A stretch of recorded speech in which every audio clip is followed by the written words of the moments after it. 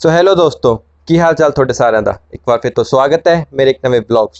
So guys, इस video में आपने थंबनेल पे देख ही लिया होगा कि हम इस वीडियो में किस टॉपिक पे बात करेंगे। इस वीडियो में हम बात करेंगे इस टॉपिक पे कि मैं एक हाईएस्ट पैकेज जैसे कि 10 लाख, 12 लाख, 25 लाख, 36 लाख का पैकेज क्रैक क्यों नहीं कर पाया, क्या रीजंस थे, क्या प्रॉब्लम्स थी, क्या यूनिवर्सिटी में कंपनीज नहीं आई थी, ठीक है, क्या कमी थी, क्या हुआ, क्या गलतियां मैंने की जो आपको रिपीट नहीं करनी है ताकि आप भी एक हायर पैकेज, अच्छा पैकेज क्रैक करके जा सके। इस वीडियो में हम वो सब डिस्कस करेंगे। तो सबसे पहले हम डिस्कस करते हैं कि मैं एक हायर पैकेज क्रैक क्यों नहीं कर पाया। तो गाइज मैं आपको बता दूं कि मेरे 10th में कितने मार्क्स थे। मेरे 10th में थे 89% मार्क्स, ठीक है।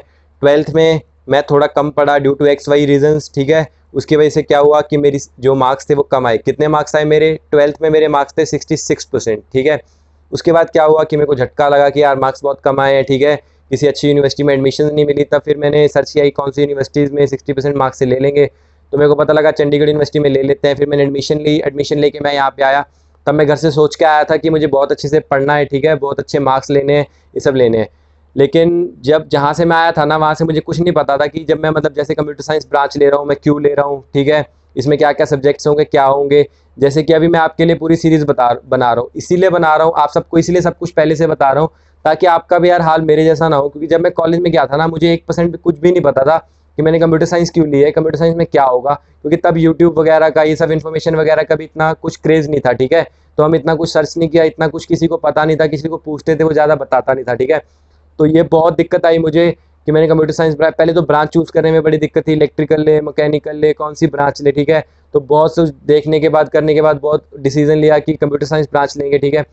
उसके बाद चंडीगढ़ यूनिवर्सिटी में आए तो कुछ पता नहीं था कौन कौन से सब्जेक्ट्स होंगे, फर्स्ट ईयर में क्या होगा, सेकंड में क्या होगा, थर्ड में क्या होगा, प्लेसमेंट्स का क्या सीन होता है, कैसे होती है, मतलब ज़्यादा सीनियर्स वगैरह से इंटरेक्शन नहीं हुई। तो सबसे पहली मेरी गलती यही थी कि मैं ज़्यादा लोगों से बात नहीं करता था, मैंने ज़्यादा सीनियर्स वगैरह से इंटरेक्शन नहीं की, उनसे पूछा नहीं ज़्यादा कुछ, ठीक है। ज़्यादा टीचर्स को भी कुछ पता नहीं होता था, ठीक है, टीचर्स वगैरह को प्लेसमेंट के बारे में कुछ नहीं पता होता था। कहने का मतलब कि प्लेसमेंट के बारे में जो ऐसे फर्स्ट ईयर वाले टीचर्स थे उनको प्लेसमेंट के बारे में पता होना अलग बात है यार, हम खुद ही नहीं पूछते थे। मैंने खुद ही मतलब हमारी क्लास में से किसी में से या किसी ने भी प्लेसमेंट के बारे में फर्स्ट ईयर में कुछ पूछा ही नहीं किसी को, ठीक है। बाद में जब खुद ब खुद पता लगता गया, लेकिन तब देर होती जा रही थी, ठीक है। तो इसीलिए आपको कह रहा हूँ सब कुछ आपको पहले से पता होना चाहिए कि मैं रीजंस बता रहा हूँ कि मेरी क्यों नहीं हो पाई। उसके बाद जब मैं कॉलेज में गया तो कॉलेज में जाके मैं अच्छे से पढ़ा, बहुत अच्छे से पढ़ा, जो जो सब्जेक्ट्स आ रहे थे ना सेमेस्टर वाइज वो सारे सब्जेक्ट्स पढ़े, टाइम टू टाइम असाइनमेंट्स दी, अटेंडेंस अच्छी रखी। तो इसीलिए मेरी CGPA हमेशा मतलब कि 8 के 8 सेमेस्टर में मेरी CGPA 7.5 से ऊपर रही। 7.5 से ऊपर मेरी CG मतलब उससे नीचे मेरी CGPA कभी नहीं आई, ठीक है। 7.5 से अच्छी CGPA मतलब मैंने मेंटेन करके रखी, अच्छे मार्क्स लिए, हमेशा मेरे मार्क्स अच्छे आते थे, ठीक है। पे एग्जाम्स वगैरह में बहुत अच्छे से पढ़ाई की। लेकिन गलती क्या हुई कि मैंने प्लेसमेंट्स पे फोकस नहीं किया। मैंने सिर्फ एग्जाम्स को इस तरह पढ़ा कि मेरे अच्छे मार्क्स आ जाएं, ठीक है, मैं अच्छी CGPA ले लूँ। लेकिन गाइस आपको एक बात बहुत क्लियरली बता दूँ, आपकी अच्छी CGPA आ रही है या आपके 10th 12th में अच्छे मार्क्स हैं, उससे 1% भी ये कंफर्म नहीं हो जाता कि आपकी अच्छी प्लेसमेंट हो जाएगी। आपकी प्लेसमेंट कैसे होगी यार? प्लेसमेंट किस पे डिपेंड करती है? जैसे कंपनीज आ रही हैं, ठीक है, जैसे कंपनीज आई, कैपजेमिनी आई, विप्रो आई, कोई भी कंपनी आई, उसमें आपकी प्लेसमेंट कैसे होगी? प्लेसमेंट में वो आपको एक क्राइटेरिया भेजेंगे। सबसे पहला स्टेप होता है वो आपको एक क्राइटेरिया भेजेंगे कि विप्रो का फॉर्म आया है, उस फॉर्म में लिखा होगा कि जिन बच्चों के 10th में 60%, 12th में 60%, डिग्री में 60% है, वो बच्चे फॉर्म फिल करो। सारे बच्चे फॉर्म फिल करेंगे। फॉर्म फिल करने के बाद क्या होगा कि आपको एक मतलब लिंक आएगा जिसपे आपको एग्जाम देना है। तो आधे से ज़्यादा मैक्सिमम बच्चे तो उस एग्ज़ाम में ही झड़ जाते हैं, मतलब कि बाहर निकल जाते हैं। क्यों निकल जाते हैं? क्योंकि एग्ज़ाम की एक कट ऑफ होती है कि मतलब जैसे एक प्रोग्रामिंग का MCQs का एग्जाम है, प्रोग्रामिंग का, उसमें आपको आउटपुट्स बतानी है, ठीक है, कि इस प्रोग्राम की क्या आउटपुट होगी, ठीक है। आप सपोज कर लीजिए कि जैसे मैथ्स का टेस्ट हो रहा है, मैथ्स के MCQs है, तो जो बच्चे आंसर दे पाएंगे, ठीक है, उसके बाद वही बच्चे क्लियर कर पाएंगे ना एग्जाम को। तो पहला तो रोल होता है कि बच्चों से एग्जाम क्लियर नहीं हो पाते, ठीक है, क्योंकि उसकी कट ऑफ ज़्यादा होती है, ठीक है। तो मतलब आपको बहुत ज़्यादा सही, आपको बहुत ज़्यादा नॉलेज होनी चाहिए एग्जाम को क्रैक करने के लिए। एग्जाम क्रैक किया, ठीक है, हो गया। उसके बाद क्या होता है कि आपका इंटरव्यू हो रहा है, ठीक है। सपोज करिए आपका जैसे अभी आप 12th में, तो आपको प्रोग्रामिंग के बारे में ज़्यादा पता नहीं होगा, तो इसलिए आपके हिसाब से आपका एग्जाम्पल लेके बता रहा हूँ। जैसे आपका मैथ्स का पहले एग्जाम हुआ, अब क्या हो रहा है, मैथ्स का ही आपका इंटरव्यू हो रहा है। तो वो आपसे इंटरव्यू में 1 to 1 आपसे मतलब कि जैसे थ्योरम्स के बारे में पूछ रहा है, ठीक है, साइन थीटा कॉस थीटा के फॉर्मूलाज पूछ रहा है, उसको कह रहा है कि इसको प्रूफ करके दिखाओ कैसे होगा। तो ऐसे ही वो सब आपसे सब कुछ पूछ रहा है कि ठीक है, वहाँ पे आपसे प्रोग्रामिंग जो सब्जेक्ट्स होंगे उनके बारे में पूछेगा। ये सिर्फ आपको एग्जाम्पल दे रहा हूँ 12th के बेस पे, ठीक है। तो फिर उसके बाद जो बच्चे उन चीज़ों जिनको याद होंगी, जिनके अच्छे कॉन्सेप्ट्स क्लियर होंगे, वो बता देंगे, उनका इंटरव्यू क्लियर हो जाएगा और उनकी जॉब लग जाएगी। ठीक है, जो इंटरव्यू में नहीं बता पाते, जिनको याद नहीं होता या टेस्ट वगैरह में चीटिंग वगैरह करके हो जाते हैं इंटरव्यू में, ठीक है, मतलब जाके नहीं बता पाते या कॉन्फिडेंस कम है, कम्युनिकेशन अच्छी नहीं है, तो वो लोग वहाँ से बाहर हो जाते हैं। तो ये दिक्कत आती है। ठीक है, अब मेरी प्लेसमेंट हुई लेकिन एवरेज पैकेजेस पे, क्यों? क्योंकि उनके एग्जाम्स थोड़े मतलब यार लो लेवल के आते हैं। मेरे से ये गलती हुई कि जैसे मैंने यार 3 साल तो बिल्कुल भी सिर्फ इसीलिए पढ़ा, मैं इस तरह पढ़ा कि मेरे सिर्फ एग्जाम में अच्छे मार्क्स आ जाएं, मैंने कोई स्किल्स डेवलप नहीं करी। जैसे प्रोग्रामिंग लैंग्वेज आई, मैंने मतलब वैसे तो 4 से 5 प्रोग्रामिंग लैंग्वेज सीखी, ठीक है, सेमेस्टर में। जैसे फर्स्ट सेमेस्टर में सी आई, सेकंड सेमेस्टर में C++ आई, थर्ड में जावा आई, फोर्थ में पाइथन आई। तो ये 4 लैंग्वेजेस आई, मैंने चारों की चारों सीखी, चारों के एग्जाम्स दिए, चारों के एग्जाम्स क्लियर करे। लेकिन मैंने उनको सिर्फ इतना ही पढ़ा कि मेरे एग्जाम में अच्छे मार्क्स आ जाएं।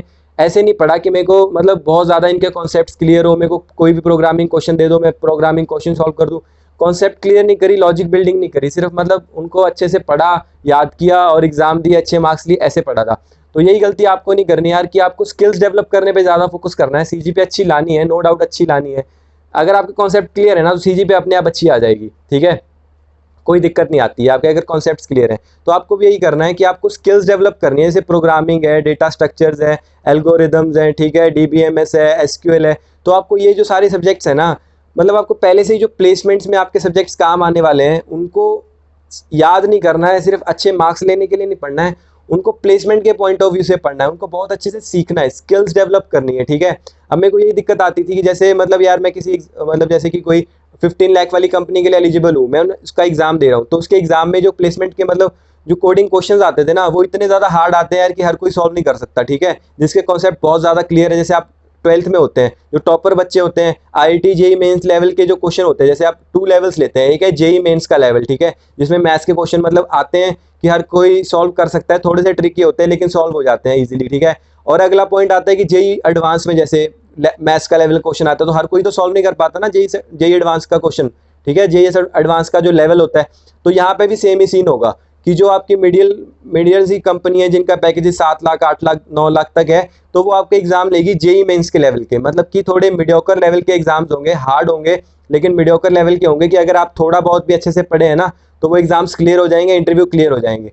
बात आती है जब हायर पैकेजेस की बात आती है, ठीक है, तो हायर पैकेजेस के जो एग्जाम के लेवल्स होंगे वो JEE एडवांस लेवल के होंगे, मतलब कि बहुत ही ज़्यादा टफ क्वेश्चंस, ठीक है, बहुत ही ज़्यादा ट्रिकी क्वेश्चंस, ऐसे लेवल का एग्जाम आएगा। तो अब हर कोई अगर ऐसे एग्जाम क्लियर कर लेगा, तो जो बच्चा होता है यार, जिसके कॉन्सेप्ट बहुत क्लियर होते हैं या बहुत टाइम से पढ़ रहा होता है, जिसको फर्स्ट ईयर से तैयारी कर रहा होता है, सिर्फ वही बच्चे ऐसे हार्ड एग्जाम्स क्लियर कर पाते हैं। ठीक है, तो आपको भी यही करना है कि अपना जो हार्ड एग्जाम है ऐसे ही क्लियर करना है। ठीक है, तो पहले दिन से ऐसी तैयारी करें यार कि आपको कितने मतलब कितने लेवल की प्लेसमेंट चाहिए, उस हिसाब से अपनी तैयारी करें। मेरे को यही दिक्कत आई थी, पहले 2 ढाई साल तो मैं बिल्कुल सिर्फ CGPA के लिए पढ़ता रहा। ठीक है, जैसे ही प्लेसमेंट्स के बारे में पता लगा, तो प्लेसमेंट के हिसाब से पढ़ना शुरू किया। जैसे ही प्लेसमेंट के हिसाब से पढ़ना शुरू किया, तब तक यार मतलब कंपनीज आनी शुरू हो गई, तो एग्जाम वगैरह कंपनी के देने शुरू कर दिए। तो जब हार्ड कोडिंग क्वेश्चन आते थे, कॉन्सेप्ट तो क्लियर थे ही नहीं, तो कोडिंग के क्वेश्चन नहीं हो पाते थे, तो मैं एग्जाम से ही हर बार बाहर हो जाता था, जो हायर पैकेजेस की कंपनी थी। उसके बाद जो लोअर के, उतनी तो मैंने 2-4 महीने में जितनी मैं सीख पाया, बेसिक लेवल की मैंने सीखी, बहुत अच्छे से प्रैक्टिस की दिन रात। ठीक है, सीखने के बाद एग्जाम्स दिए, तो जो लोअर लेवल की कंपनीज थी, ठीक है, मतलब जिनके एग्जाम के लेवल्स कम है, कंपनी लोअर लेवल की नहीं, जिनके एग्जाम के लेवल्स कम है, ठीक है, जो मास रिक्रूटर होती है उनके एग्जाम के लेवल्स बहुत ईजी होते हैं, ज़्यादा हार्ड नहीं होते। तो ठीक है, उनके हिसाब से फिर मैंने तैयारी कर ली और उनके एग्जाम्स क्लियर करे। ठीक है, इंटरव्यू वगैरह मेरी कम्युनिकेशन काफ़ी अच्छी थी, कॉन्सेप्ट्स मुझे काफ़ी अच्छे से पता थे, सिर्फ इंप्लीमेंटेशन में दिक्कत आ जाती थी। ठीक है, तो इंटरव्यू मेरे काफ़ी अच्छे हो गए, क्योंकि मैंने मतलब सारा कुछ अच्छे से पढ़ा ज़रूर हुआ था, तो बताने में कोई दिक्कत नहीं थी, लेकिन जब कोड करना होता था या सॉल्व करने तब दिक्कत आती थी। तो टेस्ट वगैरह मेरे क्लियर हो गए, ठीक है, पढ़ने से। उसके बाद आता तो मुझे सब कुछ था ही, तो मैंने इंटरव्यूज़ क्लियर कर ले, कम्युनिकेशन इंग्लिश वगैरह मेरी बहुत अच्छी थी, इस वजह से मेरे इंटरव्यूज़ वगैरह क्लियर हो गए और मेरी प्लेसमेंट्स लेगी। हायर पैकेज में मेरे को सिर्फ यही दिक्कत आई कि मेरे जो कोडिंग मतलब कि जो मेरी कोडिंग थी, प्रोग्रामिंग थी, मैं बिल्कुल सीखी नहीं थी मैंने उतने अच्छे लेवल की, तो मेरे एग्जाम्स क्लियर नहीं हो पाते थे। अगर एग्जाम क्लियर हो गए किसी तरह से, तो उसके बाद जब मैं इंटरव्यू में जाता, तो इंटरव्यू में वो बहुत ही ज़्यादा हार्ड क्वेश्चन, बहुत ही ज़्यादा हार्ड कॉन्सेप्ट्स पूछते थे, सब कुछ करा के देखते हैं, ठीक है, आपके सामने ही वीडियो कॉल पे 1 से 2 घंटे का इंटरव्यू चलता था। तो वहीं पे यार, क्योंकि अब इतना अच्छे से तो आता नहीं है, तो 1-2 घंटे को इंटरव्यू ले रहा है, तो अटकते ही हैं, तो गलतियां करते हैं, तो वहाँ से बाहर हो जाते हैं। और पॉइंट था कि जब आप हायर पैकेज के लिए जा रहे हैं, तो आपका कंपटीशन बहुत ज़्यादा हो जाता है। ठीक है, बच्चे सिर्फ जाने होते हैं 1 या 2, जैसे सरकारी नौकरी होती है ना कि सीट कम है, बच्चे बहुत ज़्यादा हैं, तो वैसे ही हो जाता है हायर पैकेज के लिए। कि ठीक है मतलब बच्चे बहुत ज़्यादा है, जैसे 100-200 बच्चों से आप कम्पीट कर रहे हैं, बच्चों की कितने बच्चों की प्लेसमेंट हो सकती है, 1 या 2 जो हायर पैकेज पे जाएंगे, ठीक है। तो उसमें जो बेस्ट होगा, जिसके पास सबसे ज़्यादा नॉलेज होगी, जिसके सबसे ज़्यादा कॉन्सेप्ट क्लियर होंगे, वही बंदा क्लियर कर लेगा और उसी की प्लेसमेंट हो जाएगी, ठीक है। तो यही सब कुछ रीजन है जिसकी वजह से मैं नहीं कर पाया, क्योंकि मेरे कॉन्सेप्ट इतने ज़्यादा क्लियर नहीं थे, मेरी स्किल्स कम थी। CGPA एलिजिबिलिटी बाकी सब कुछ ठीक था, कम्युनिकेशन ठीक था, नॉलेज ठीक थी, लेकिन जो मेरी स्किल्स पार्ट था जिसमें कि मुझे बहुत अच्छा होना चाहिए था, वही मेरा थोड़ा कम रह गया, जिसकी वजह से मैं हायर पैकेज क्रैक नहीं कर पाया। लेकिन अब मुझे सब कुछ पता आ गया, पता लग गया, समझ आ गई क्या करना है। तो अभी मैं सब कुछ पढ़ रहा हूँ, बहुत अच्छे से सीख रहा हूँ। तो अब क्या होगा कि 1-2 साल जब मैं कंपनी में काम करूंगा तो मुझे और ज़्यादा इंसाइट्स पता लग जाएंगे कि कैसे कैसे मैं प्रमोशंस ले सकता हूँ, कैसे मैं हायर पैकेज पे शिफ्ट कर सकता हूँ, कौन कौन से एग्जाम्स मैं दोबारा दे सकता हूँ, ठीक है। अभी मैं दोबारा से प्रिपेयर कर रहा हूँ, जैसे अभी मेरा थोड़ा सा डिले हो गया प्रोसेस, तो मैं दोबारा से और पढ़ रहा हूँ। तो मैं हायर पैकेज के एग्जाम दोबारा से देने शुरू कर रहा हूँ, तो हायर पैकेज के लिए अभी एग्जाम दूंगा, ठीक है। दोबारा से एक बार ट्राई मारूंगा, अगर क्लियर हो जाए तो हो जाएगा, ठीक है। कंपनी में भी जब 1 से 2 साल अगर मैं काम कर लूंगा, उसके बाद जो एक्सपीरियंस हो जाएगा, मैं कंपनी स्विच करूंगा, दोबारा जाके एग्जाम दूंगा हायर पैकेज के। तब तक मेरे कॉन्सेप्ट्स वगैरह अगर क्लियर हो जाएंगे, मैं एग्जाम क्लियर कर लूंगा, तो मेरे को 12 लाख 13 लाख जितनी मेरी कैपेबिलिटी होगी, मुझे उतने का पैकेज मिल जाएगा। ऐसा कुछ नहीं है कि यूनिवर्सिटी में कंपनीज नहीं थी, यूनिवर्सिटी में बहुत कंपनीज आई थी जिन्होंने मतलब लो से लो पैकेज, हाई से हाई पैकेज, 36 लाख तक का पैकेज भी ऑफर किया था। उनके लिए मैं एलिजिबल भी था, लेकिन सिर्फ दिक्कत ये थी कि मेरे कॉन्सेप्ट्स क्लियर नहीं थे। मैं एलिजिबल था लेकिन टेस्ट से बाहर हो जाता था, ठीक है। तो आप भी यही गलती ना करें, अपने कॉन्सेप्ट्स क्लियर करें, प्रोग्रामिंग, डेटा स्ट्रक्चर्स, एल्गोरिदम, ठीक है।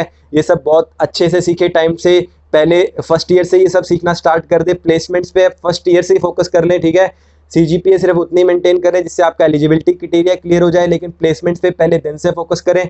ज़्यादा से ज़्यादा जो आपके सीनियर्स हैं उनसे अपने कॉन्टैक्ट बनाएं, ठीक है। लोगों से बात करिए, जानिए, क्वेश्चंस पूछिए, टीचर से पूछिए, बहुत सारे कॉम्पिटिशन हैकाथॉन में पार्टिसिपेट करिए, बहुत सारी एक्सटर्नल सर्टिफिकेशंस करिए, कोर्सेरा वगैरह से, यूडीमी वगैरह से, ऑनलाइन जितनी भी फ्री सर्टिफिकेशंस है कोर्सेरा, सब कुछ करिए। प्लेसमेंट एग्जाम पेपरों की तैयारी करिए, ठीक है। एप्टीट्यूड को प्रैक्टिस करिए और इंग्लिश बोलने की ट्राई करिए, कम्युनिकेशन अपनी बहुत स्ट्रॉन्ग कर लीजिए। तो यही सारे पॉइंट्स है जो आपको ध्यान रखने हैं। मेरी जैसी गलतियां ना करें, अच्छी सी प्लेसमेंट ले। तो आई होप आपको मेरी इस वीडियो से हेल्प मिली होगी। आपको प्लेसमेंट गाइडेंस के लिए और भी एक पूरी सीरीज शुरू करूंगा, तो जल्दी से जल्दी चैनल को सब्सक्राइब करिए, वीडियो को लाइक करिए और भी दोस्तों के साथ शेयर करिए। आपका दोस्त कोई भी कॉलेज में पढ़ता हो, कहीं भी हो, तो सबको चैनल शेयर करिए और कहिए कि सब्सक्राइब करिए, ताकि मैं एक मतलब ऐसे टॉपिक्स पे बताना शुरू जो करूँ जो सबके लिए अच्छे हों, जैसे कि प्लेसमेंट सीरीज, प्लेसमेंट कैसे लेनी है, कौन कौन सी कंपनी की प्लेसमेंट आ रही है, ऑन कैंपस, ऑफ कैंपस, सब कुछ बहुत डिटेल में बताऊंगा। पूरी प्लेसमेंट का रोड मैप सब कुछ गाइड करूंगा बहुत अच्छे से। इसलिए जल्दी से जल्दी चैनल को सब्सक्राइब करिए, बेल आइकन दबाइए, ठीक है। वीडियो को लाइक करना मत भूलिएगा। मिलते हैं ऐसी अगली किसी वीडियो में, तब तक के लिए बाय बाय।